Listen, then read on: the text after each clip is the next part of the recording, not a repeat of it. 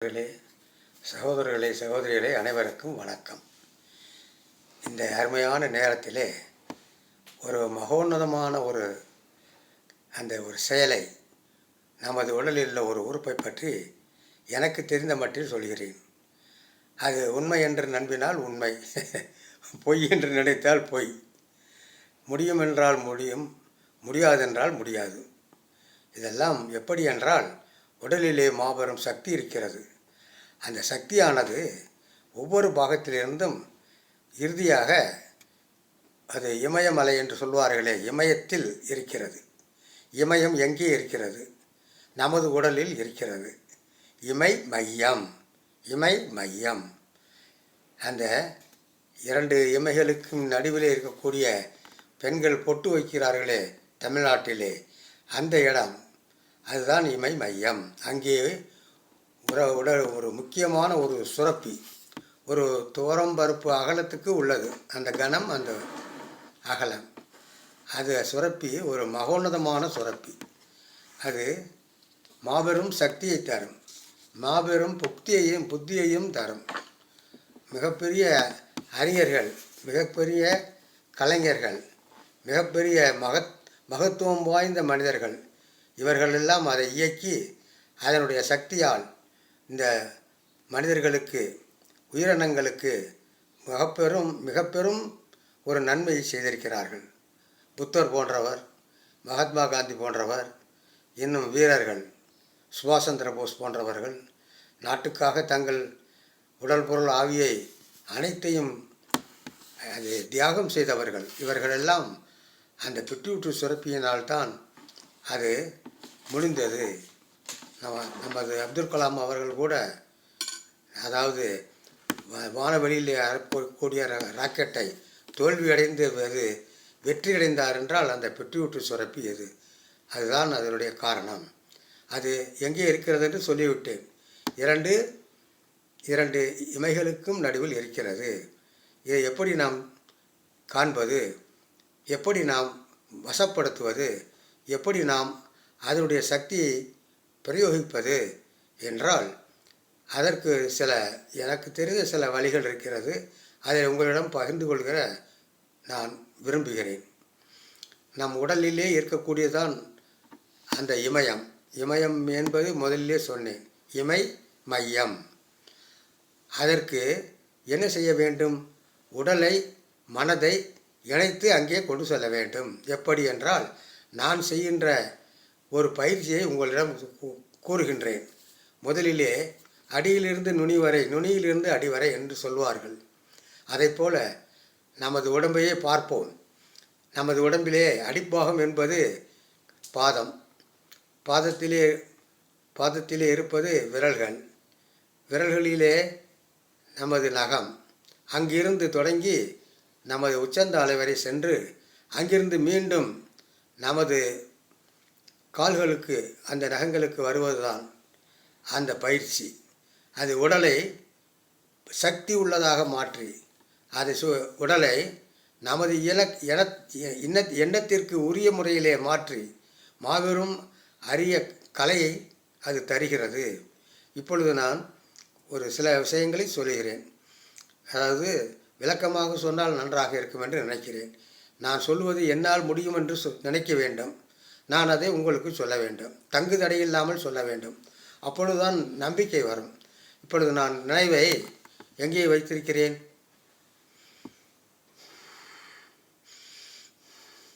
மூன்று முறை மூச்சை இழுத்து வெளியிட்டேன். எனது அடிப்பாகம், அந்த பாதத்திலே உள்ளது நகம்.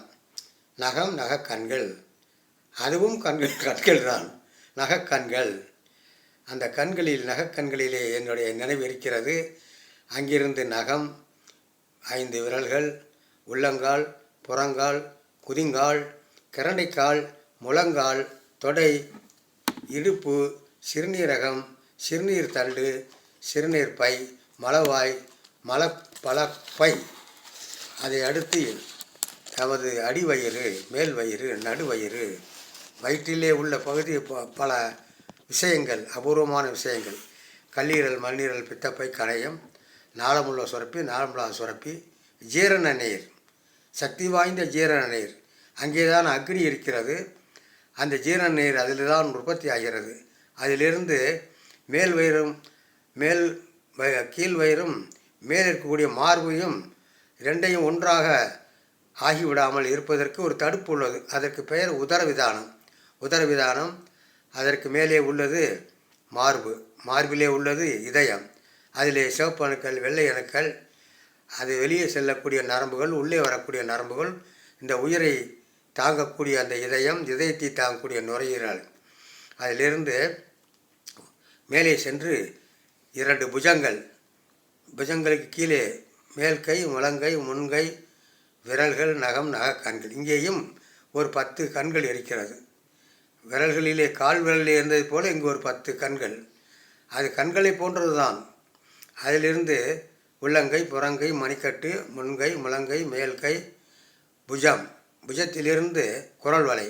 குரல் வலையை சுற்றி 2 சுரப்பிகள். அது அற்புதமான சுரப்பிகள். அது பல நோய்களை கட்டுப்படுத்தக்கூடியது. அது இயங்காவிட்டால் அது நமக்கு பலவித நோய்களை உண்டாக்கும். அந்த சுரப்பி. அது அடுத்து மூச்சுக்குழல், உணவு பாதைக்கு அப்புறம் மேலே செல்கிறது நமது நினைவு. தலை, பெருமூளை, சிறுமூளை, இவையெல்லாம் இயக்கக்கூடிய சக்தி. அந்த சக்தியானது ரோமம். அதுக்கு மேலே மிக சக்தி வாய்ந்த உடல், தோல், இவைகளையெல்லாம் இயக்கக்கூடிய அந்த மூளை, பெருமூளை, சிறுமூளை. இதற்கு இடையிலே நமது ஞாபக சக்தியை உண்டாக்கக்கூடிய அந்த 2 மூளைக்கும் இடையிலே உள்ள ஒரு சிறிய சுரப்பி. அதிலே இந்த சுரப்பியிலே ஒரு தைலம். அது மகத்தான சக்தி உடையது. அந்த தைலம். அதற்கடுத்து பெருமூளை, சிறுமூளை, அப்படியே கீழே வருகிறோம். நெற்றியிலிருந்து 2 இமை மையம். அந்த இமை மையத்திலிருந்து 2 கண்கள், 2 நாசித்துவாரம், 2 செவித்துவாரம், இவையிலிருந்து வாய், பற்கள், உமிழ்நீர் சுரப்பிகள், மேல்நாக்கு, அடிநாக்கு, நுனிநாக்கு. மீண்டும் அதை கூறுகிறோம். அப்படியே கொஞ்சம் வேகமாக கூறுகிறேன், நேரம் அதிகமாகிவிடும் என்று. வாய், பற்கள், 2 கண்கள், 2 செவித்துவாரம், 2 நாசித்துவாரம், தலை, பிட்யூட்டரி சுரப்பி, அந்த தலையில் உள்ள பெருமூளை, சிறுமூளை, ரோமம், மஜ்ஜை, எலும்பு. இதிலிருந்து புஜத்திலிருந்து மேல்கை, முழங்கை, உள்ளங்கை, புறங்கை, நகக்கண்கள், உள்ளங்கை, புறங்கை, மேல்கை, புஜம். அதிலிருந்து குரல் வலை இருக்கக்கூடிய 2 பக்கம் இருக்கக்கூடிய தைராய்டு சுரப்பி.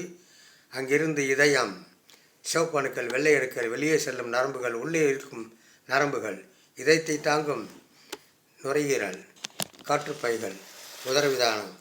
அதிலிருந்து அடிவயிறு, மேல் வயிறு, கல்லீரல், மண்ணீரல், பித்தப்பை, பெருங்குடல், செருகுடல், இரைப்பை.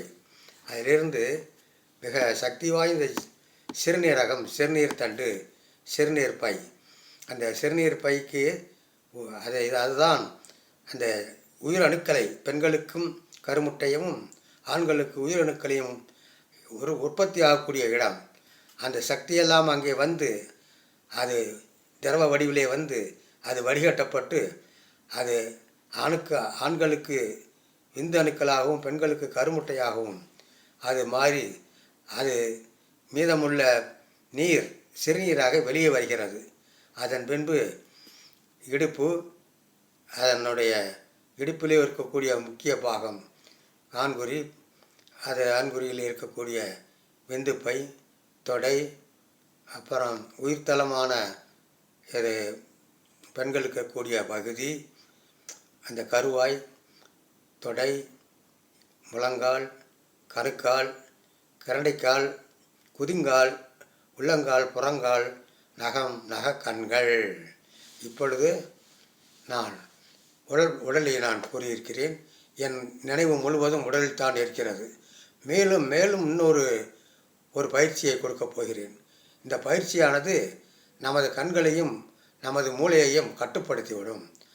நான் தினமும் செய்வது அந்த பயிற்சி என்னவென்றால் 100, 100, 100லிருந்து 100, 100லிருந்து 1. அதாவது அது சக்தி என்பது எப்படி இருக்கும் என்றால், ஓசை என்பது எப்படி இருக்கும் என்றால், அது 7 விதமாக இருக்கும். அது 7 எப்படி இருக்கும்? சப்த சுரங்கள் என்று சொல்வார்கள். அந்த பாடலிலே அது படிப்படியாக இருக்கும். அதை நான் எனக்கு தெரிந்த முறையிலே சொல்கிறேன். சரிகமா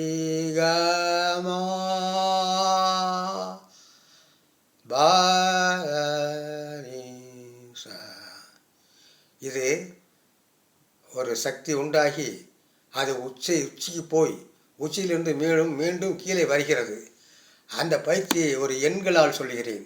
1லிருந்து 100 வரை எண்பது, 100லிருந்து திரும்பவும் 1 வரை வருவது. இது நான் தினம் செய்வது. நேரத்தை கடத்த வேண்டாம் என்று இதை மட்டும் சொல்லி, இப்பொழுது நாம் என்ன நினைக்கின்றோமோ அது நடக்கும். நாம் என்ன சொல்கிறோமோ அது செயலுக்கு வரும். இப்பொழுது நாம் என்ன சொல்கிறோம்?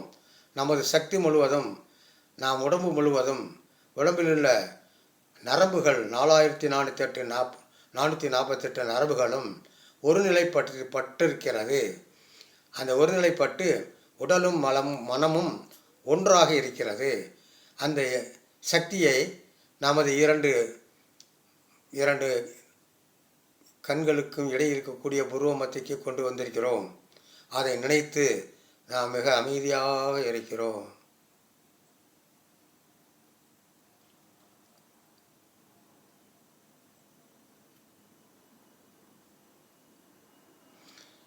இதை நான் அனுபவித்திருக்கிறேன்.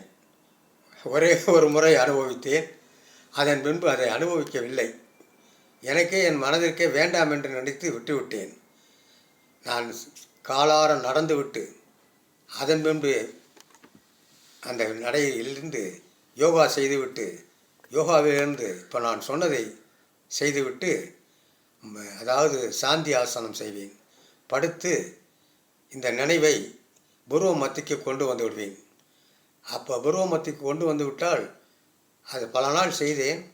ஒரு நாள் செய்யும்போது நான் என் நினைவு என் உடலிலே அடங்கி, இந்த சக்திகள் உடலிலே அடங்கி, இந்த பிட்யூட்டரி சுரப்பி, சக்தி வாய்ந்த சுரப்பி வேலை செய்ய ஆரம்பித்து விடுறது.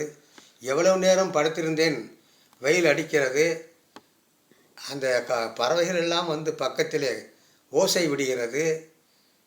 அப்பவும் நான் எழுந்திருக்கவில்லை. ஒரு நண்பர் வந்து என்னை எழுப்பினார். நான் எழுந்தேன். அப்புறம் நான் நினைத்து பார்த்தேன், வேண்டாம், இவ்வளவு வேண்டாம்.